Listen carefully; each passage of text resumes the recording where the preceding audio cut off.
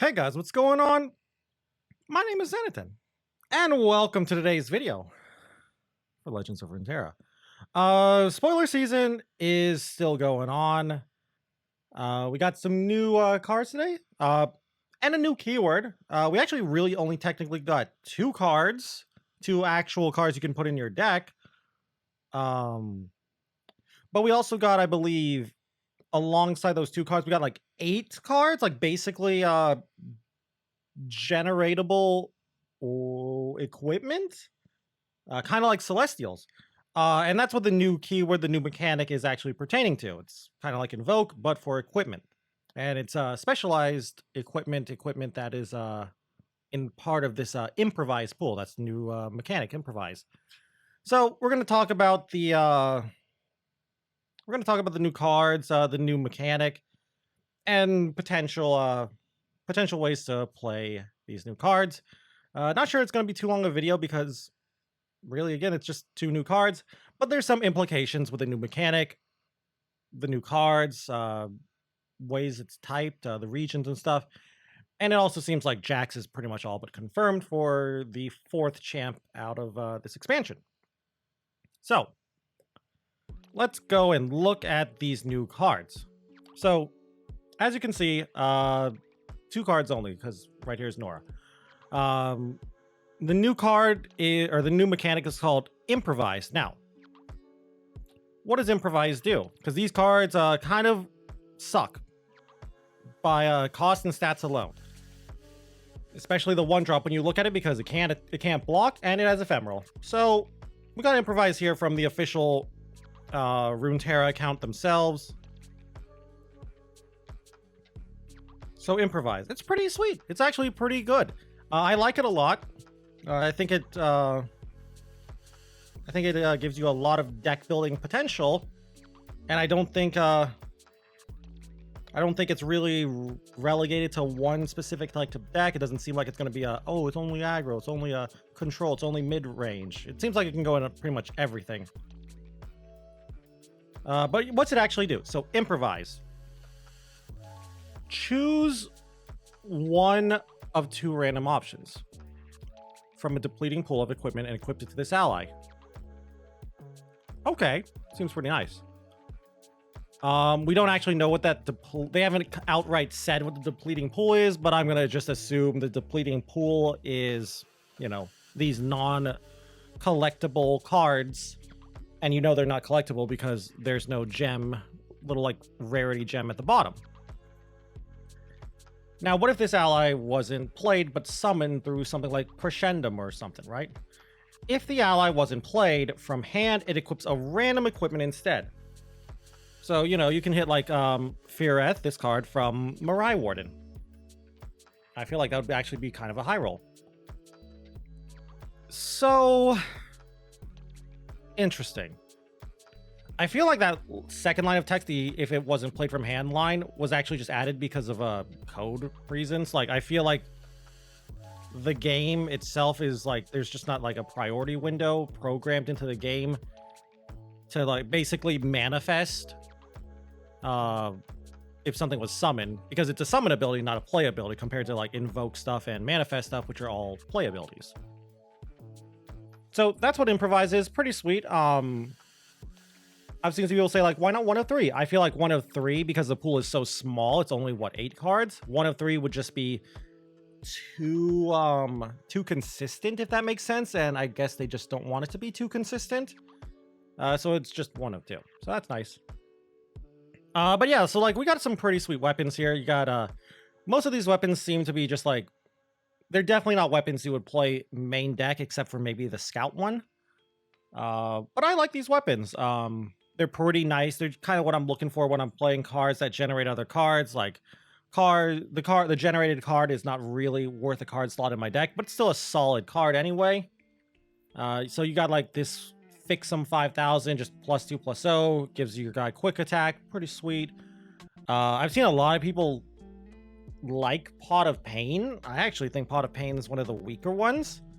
The one good thing of Pot of Pain is it does give 2 health, I guess, and I've seen a lot of people say, like, that's why Pot of Pain is good, it gives a lot of health, and I can see their reasoning behind that, but It does have a weak keyword. Impact kind of sucks, but I guess that's the trade-off for getting a lot of health and a lot of stats in general.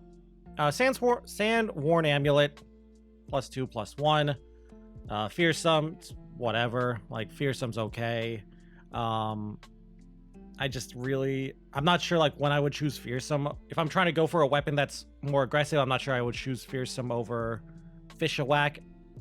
Yeah, you'll pick Fearsome Amulet, Fearsome Weapon, when you just, you know, the other one kind of sucks.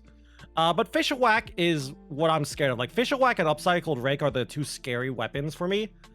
+2, +0, whatever. But Overwhelm.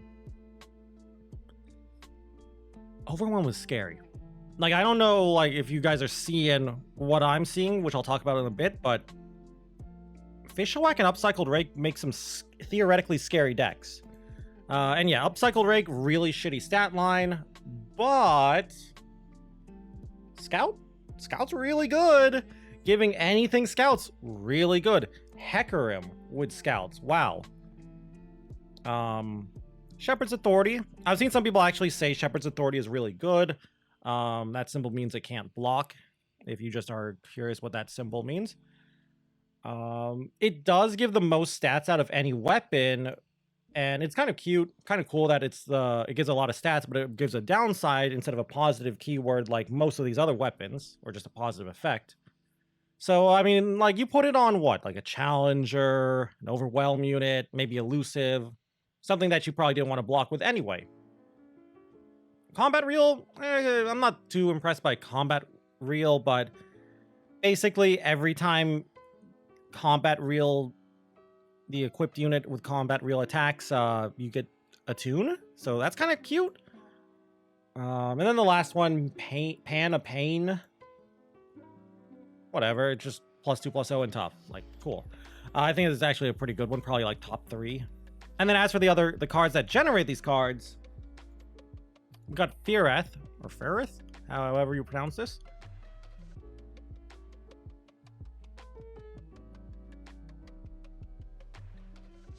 But Fereth, Reaper of the Sands.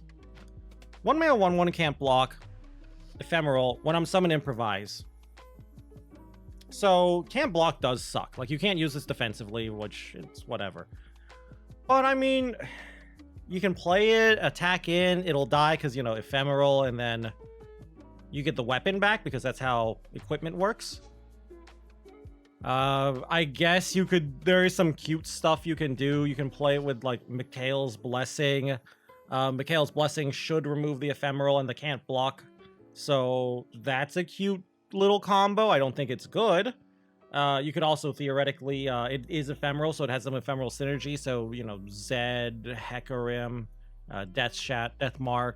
So there's some stuff there, but I feel like most of the time it's just going to be a 1 mana 1/1, get a little bit of chip damage on their Nexus and give you the weapon that you chose. Now, Ionian Hookmaster. Also, Ionian Hookmaster's flavor text is why I'm like, besides the cards themselves, why I'm 99% sure we're getting Jax tomorrow, because Jax right there is mentioned. Apparently she was fishing and caught Jax on her fishing pole, which I don't know what Jax is doing, but, you know, he's doing things. But yeah, she's just a 2 mana 1/1 Improvise. Very simple.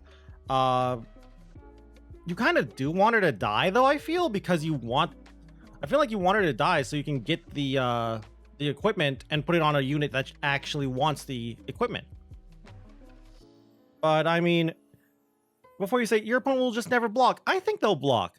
Like, looking at all these equipments, most equipment is going to give her quite a few stats. She's going to become sort of a problem if they just never block her, right? She's doing, like, around 3 damage every time she swings, right? Like, 4 damage, because she'll swing in twice with the Scouts. The others are just, like, +2, +0. Shepherd's Authority will make her a 4/3. Can't block. That kind of sucks. Pot of Pain is, she'll be a 2/3 with Impact. And she can still block. So, I don't know. Like, I think the Hookmaster is a pretty good card, and I think your opponent will want to definitely trade with her, because she does start to push a lot of pressure if left alone. Now, here's what I'm scared of. Overwhelm and Scout is what I'm scared of here. Also, Again, these random keyword stuff. No lifesteal. Kind of sucks. Like, first we had the husks. No lifesteal husk. Now we have these improvised weapons. No lifesteal one. So yeah, it kind of sucks. I kind of wish there was like a 0, 0, plus 0, plus 0, just lifesteal. Also no challenger. Like, sure, lifesteal and challenger are powerful keywords, but so is scout. Like, come on. But yeah, Lee Sin. Lee Sin is scary because also I didn't mention it yet, but these two things are dual region if you haven't noticed yet. Shadow El Shurima, whatever, but Ionia Noxus, Ionia Lee Sin, Overwhelmed with Fishawak, Upcycled Rake so you can scout Lee Sin. You know who else likes these weapons? Master Yi. He's also Ionia.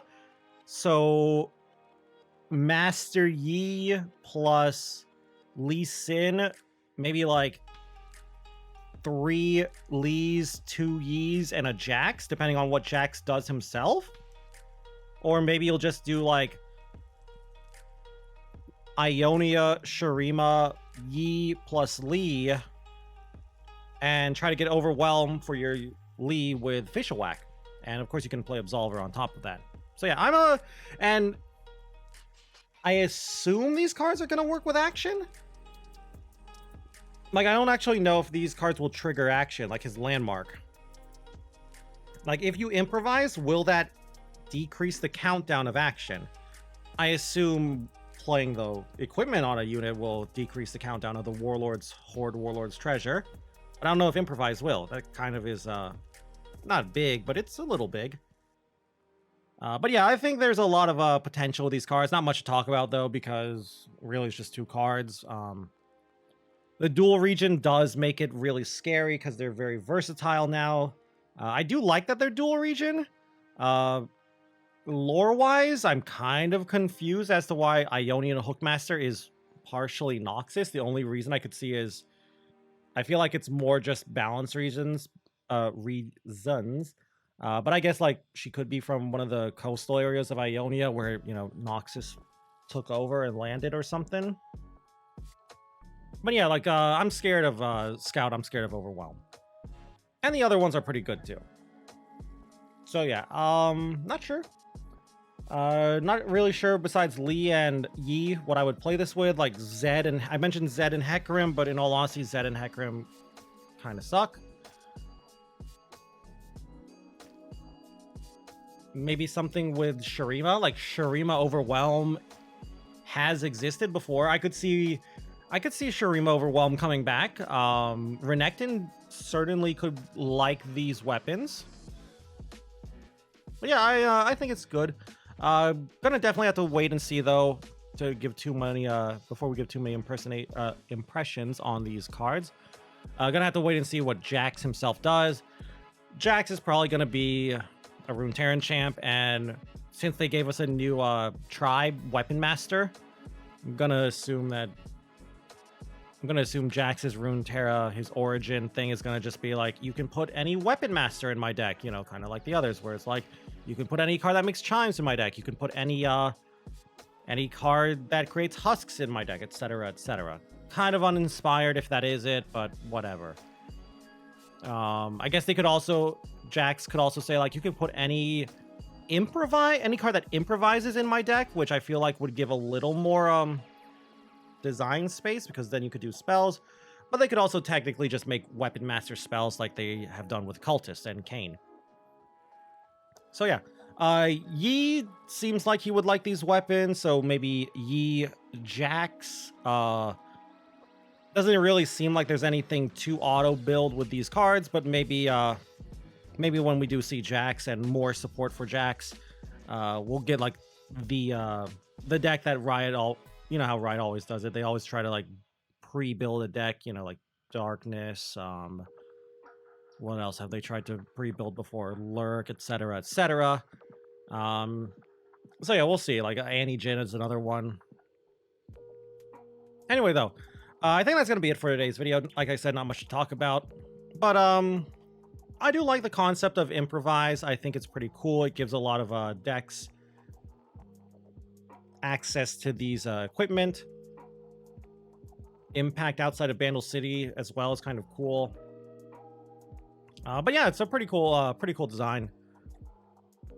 Can't wait to see Drax though. So yeah, I'd love to hear your opinion on this. What do you guys think of these cards? What do you think of improvise? Do you think there's something I'm missing that could be scary too? Like all I've really mentioned is Lee Sin with Scout's Overwhelm or Scout or Overwhelm, and you know, like maybe Zed, maybe Hecarim, but there could like every character. I think every champion likes Scout pretty much. Like Poppy likes Scout, but what do you pair? Like none of these are Demacia, so Poppy Shadow Isles, Poppy Shurima, Poppy Noxus, Poppy Ionia.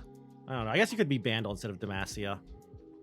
But yeah, I'd love to hear your opinion on these cards and how you would build with these cards and improvise and what kind of ideas you have with them.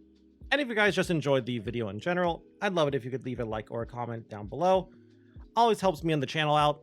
And if you guys want to keep up with the Legends of Runeterra content, you can always go and subscribe to the channel as well.